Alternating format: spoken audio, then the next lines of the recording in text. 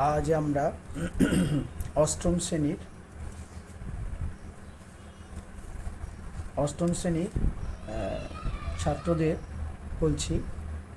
আজকে আমরা ত্রৈরাশিক পদ্ধতি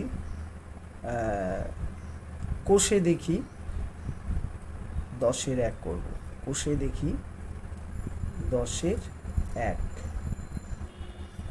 ত্রৈরাশিক পদ্ধতি। এটি দুরকমভাবে হয়, একটা অনুপাতে হয়, আবার ঐকিক নেমে হয়।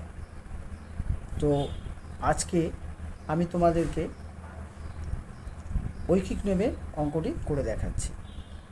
নাম্বার 1 বলছে, আজ আমার বাবা 390 টাকায় 15 কিগ্রা চাল কিনে এনেছে। 17 কিগ্রা ওই একই রকম চাল কিনতে তবে বাবা কত টাকা খরচ করতেন। তাহলে আগে সমস্যা সাজাবো।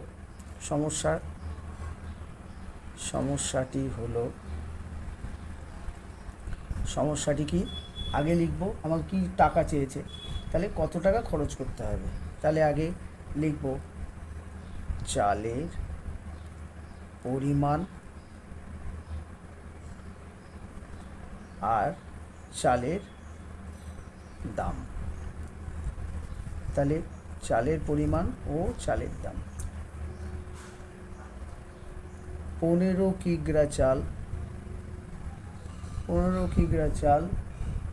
390 টাকা। 17 কিগ্রা চাল কত টাকা। তাহলে এবার সমাধান কীরকম হবে।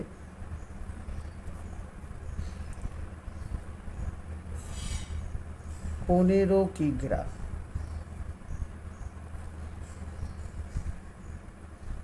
চাল কিনতে খরচ করবেন কত টাকা, 390 টাকা। তাহলে 1 কিগ্রা চাল কিনতে খরচ করবেন 390-কে 15 দিয়ে ভাগ হবে, 390 ভাগ 15 টাকা। 17 কিগ্রা চাল কিনতে খরচ করবেন 390 গুণিত 17, আবার গুণ হয়ে গেল 15। তাহলে এইবার কাটাকুটি করব সহজ পদ্ধতিতে। 3 দিয়ে 3 5 15, 3 দিয়ে এটাকে কাটলে 130, 3 13 39। এবার 5 দিয়ে কাটবো, 5 দুগানে 10, 5 6 30। তাহলে সমান 26 গুণিত 17। তাহলে এবার আমি 26-কে 17 দিয়ে গুণ করব। 26-কে 17 দিয়ে গুণ করলে কি হচ্ছে, 6 7 42, 2 হাতে 4, 7 দুগানে 14, 4 18। 26 1 26-এ 26 যোগ হলে 2, 8 6 14, 4, 2 একে 3, 1 4। তাহলে সমান 442 টাকা। তাহলে উত্তরটা কি লিখব। উত্তর লিখব 17 কিগ্রা চাল কিনতে 17 কিগ্রা চাল কিনতে 17 কিগ্রা চাল কিনতে খরচ করবেন, বাবা করবেন 442 টাকা। বোঝা গেল। এবার নেক্সট অঙ্ক নাম্বার 2। নাম্বার 2তে আছে, ভেঙ্কট মামা 20 মিটার ছিট কাপড়ের একই মাপে 4টি জামা তৈরি করবেন। একই রকম 12টি জামা তৈরি করতে গেলে ভেঙ্কট মামাকে কত মিটার ছিট কাপড় কিনতে হবে। তাহলে আমরা সমস্যা সাজাই।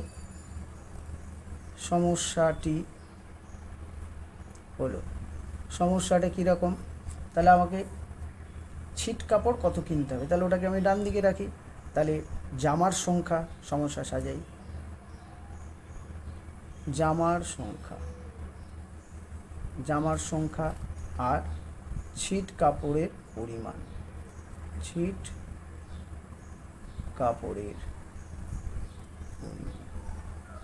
ঠিক আছে, বুঝতে পারছো?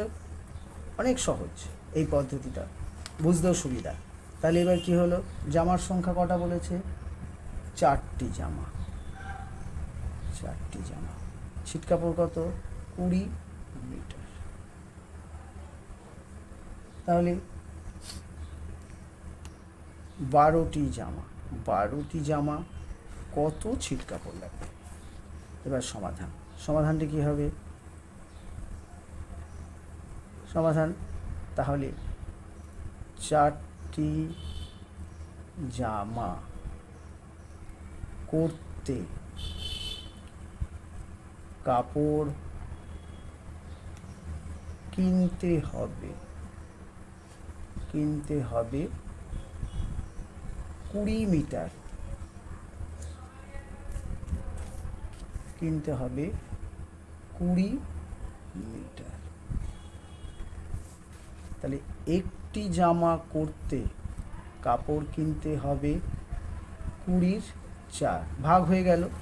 তাহলে 12টি জামা করতে কাপড় কিনতে হবে, তাহলে ভাগ থেকে এবার গুণ হয়ে যাবে, 20 গুণিত 12 ভাগ 4।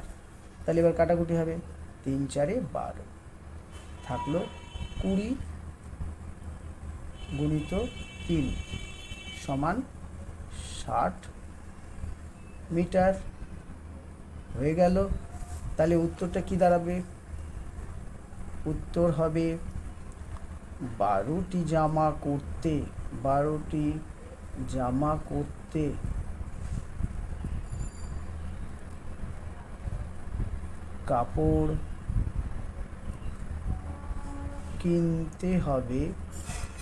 কাপড় কিনতে হবে 60 মিটার।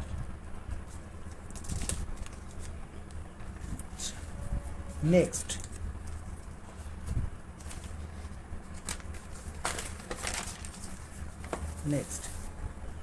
পরের অঙ্ক বলছে বকুলতলা গ্রামের একটি পুকুর কাটতে 30 জন লোকের 15 দিন সময় লাগে। যদি 25 জন লোক ওই পুকুর কাটতো তাহলে কত দিনে কাজটা শেষ হবে? দেখো, তাহলে তোমাদের জানতে হবে 30 জন লোক 15 দিনে পুকুরটাকে শেষ করবে।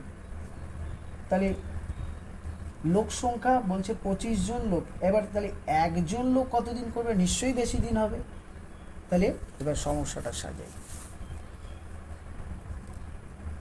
3,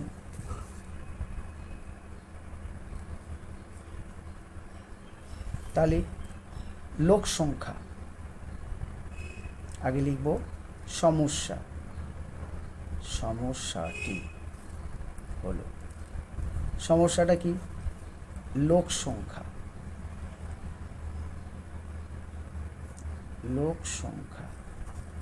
আর দিন সংখ্যা। লোক সংখ্যা এবং দিন সংখ্যা। তাহলে কতজন লোক? 30 জন লোক। 30 জন কতদিন? 15 দিন। 25 জন লোক, তাহলে কত দিন লাগবে? তাহলে এবার আমরা কি করব? সমাধান, সমাধানে কি হবে?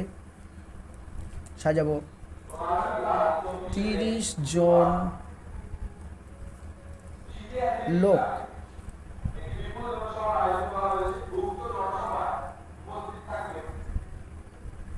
30 জন লোক একটি পুকুরের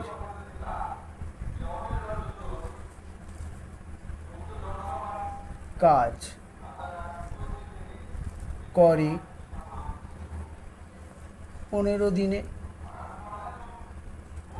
30 জন লোক একটি পুকুরের কাজ করে 15 দিনে, তাহলে একজন লোক সেটা কদিনে করবে? বেশি দিন লাগবে, তাই না? একজন লোক বেশি দিন লাগবে, তাহলে তখন সেটা হয়ে যাবে গুণ 15 দিনে, 30 গুণিত 15। এইবার 25 জন লোক, 25 জন লোক সেই কাজটা কত দিনে করবে? তাহলে আবার কমে যাবে। 30 জন লোক 15 দিনে করে, তাহলে একজন লোক কত দিনে করেছে? 30 গুণিত 15, দিন সংখ্যা বেড়ে গেল। এবার 25 জন লোক, তাহলে ভাগ হয়ে যাবে 30 গুণিত 15 ভাগ 25। তাহলে এবার কাটাকুটি হবে, কাটাকুটি করলে 5 5 25,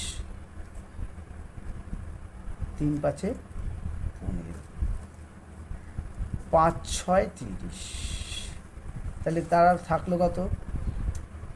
6 গুণিত 3, 18 দিন লাগবে, 18 দিন। তাহলে আবার চেয়েছে কাজটা কত দিনে শেষ করবে, তাহলে উত্তরটা হবে পুকুরটি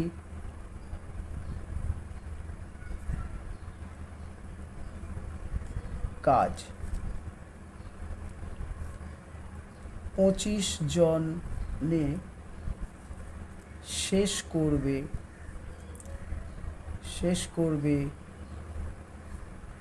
18 দিনে। কি তোমরা বুঝতে পারছো তো ছাত্ররা? অষ্টম শ্রেণীর ছাত্ররা তোমরা বুঝতে পারছো তো?